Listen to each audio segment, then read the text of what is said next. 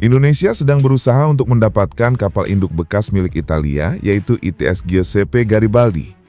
Kepala Staf Angkatan Laut atau Kasal menegaskan bahwa upaya akuisisi kapal induk tersebut masih terus dilakukan meski belum ada hasil final.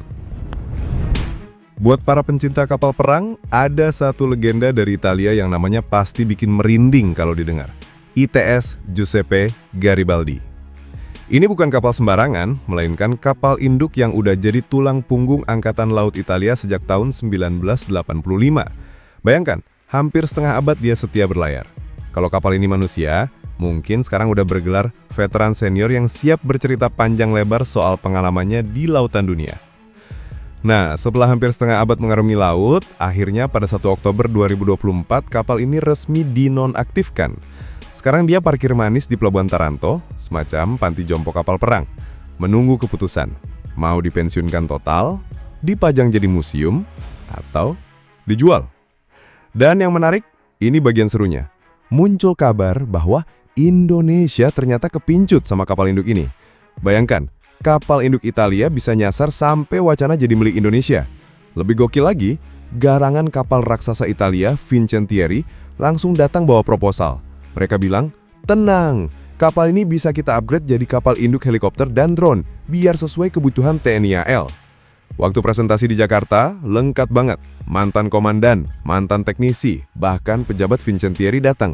Semua kumpul, kayak reuni akbar tapi versi kapal perang. Dan mereka meyakinkan kapal ini masih perkasa, masih bisa dipakai 15-20 tahun lagi. Lalu bagaimana respons Indonesia? Ternyata positif banget.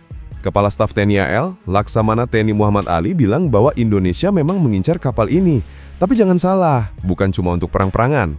Beliau menegaskan bahwa Garibaldi juga bisa dipakai untuk misi kemanusiaan, misalnya evakuasi, bawa bantuan, atau operasi non-perang lainnya. Jadi bayangkan teman-teman, kapal induk yang dulunya dipakai Italia untuk unjuk gigi di Laut Mediterania, sekarang bisa saja suatu hari nanti kita lihat berlayar di Samudra Hindia dengan bendera merah putih berkibar gagah di atasnya. Nah, kalau kita bicara soal kapal induk, pasti banyak yang langsung membayangkan sesuatu yang super besar, mirip kota terapung di tengah laut. Dan memang betul, fungsi kapal induk itu ibarat pangkalan militer berjalan. Dia bisa mengirimkan kekuatan udara tanpa perlu bergantung ke bandara darat. Makanya, kehadiran kapal induk dalam sebuah armada angkatan laut dianggap simbol kekuatan dan prestis. Tapi, untuk Indonesia, ceritanya agak unik. Kenapa? Karena secara geografis kita adalah negara kepulauan. Punya ribuan pulau dari Sabang sampai Merauke. Kalau ada kapal induk seperti Garibaldi ini di jajaran TNI AL, maka mobilitas pasukan, logistik, bahkan operasi penyelamatan bisa lebih cepat. Jadi bukan hanya soal perang, tapi juga kesiapan menghadapi bencana alam, seperti gempa bumi, tsunami, atau erupsi gunung berapi. Bayangkan, kapal induk datang bawa helikopter penuh logistik dan tenaga medis. Selain itu, ada satu hal yang menarik. Meskipun usianya sudah tua, Garibaldi ini dianggap masih cukup segar. Kalau diibaratkan manusia mungkin bukan anak muda lagi, tapi veteran sehat yang masih sanggup lari pagi dan push up.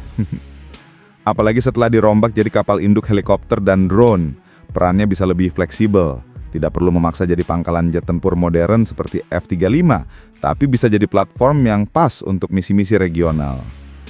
Di sisi lain, ada juga tantangan yang perlu dipikirkan. Mengoperasikan kapal induk itu tidak murah. Biaya perawatan, awak kapal, pelatihan pilot helikopter maupun operator drone, semuanya harus siap.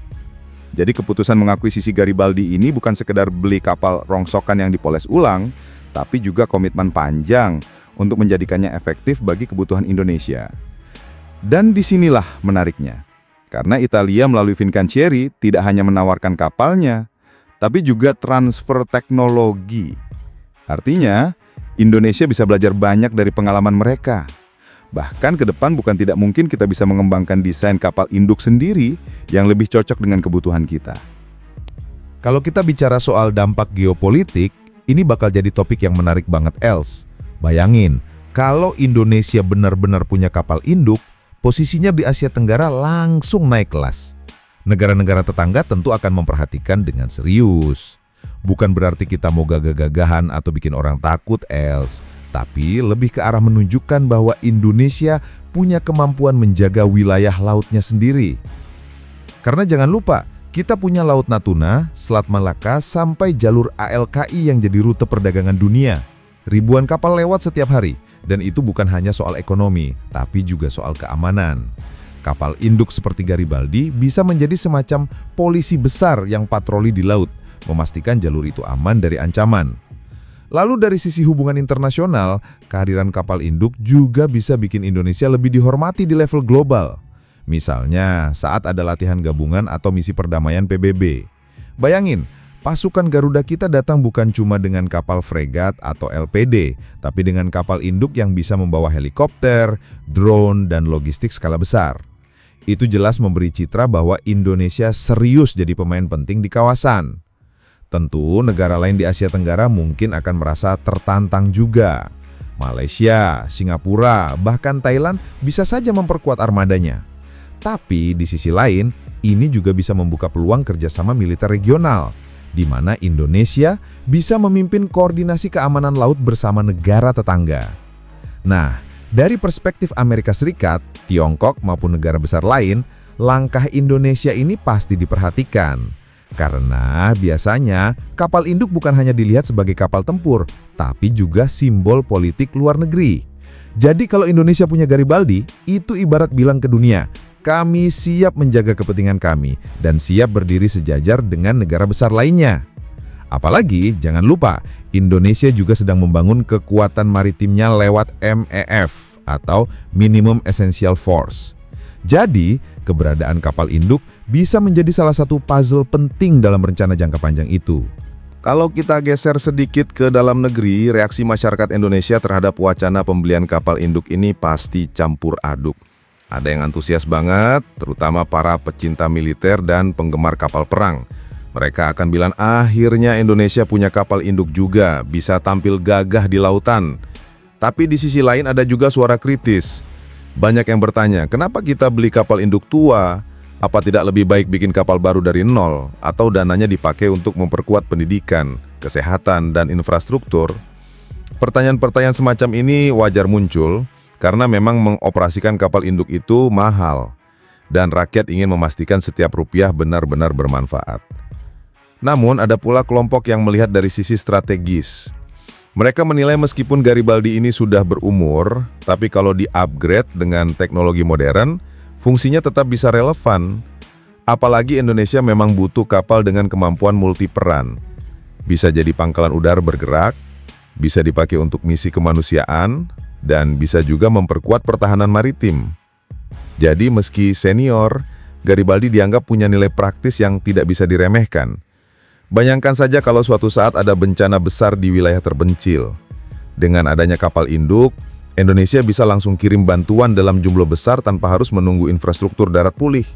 Helikopter bisa keluar masuk dari dek kapal, logistik bisa langsung disalurkan, bahkan korban bisa dirawat di fasilitas medis di atas kapal. Jadi fungsi kemanusiaan inilah yang sering dipakai untuk menjawab keraguan masyarakat. Selain itu, masyarakat juga mungkin merasa bangga secara simbolis. Indonesia sebagai negara berada di kelompok kecil negara di dunia yang mampu mengoperasikan platform sebesar itu bukan sekedar soal punya barang keren, tapi juga bukti bahwa kemampuan teknis dan sumber daya kita naik kelas. Thanks banget buat yang udah nonton sampai habis. Kalau suka, ya di-like aja. Kalau merasa cocok, langsung subscribe. Dan kalau jempol udah gatal pengen ngetik, antem aja tuh kolom komentar. Mau debat? Boleh. Mau bercanda? Gas! Yang penting sopan.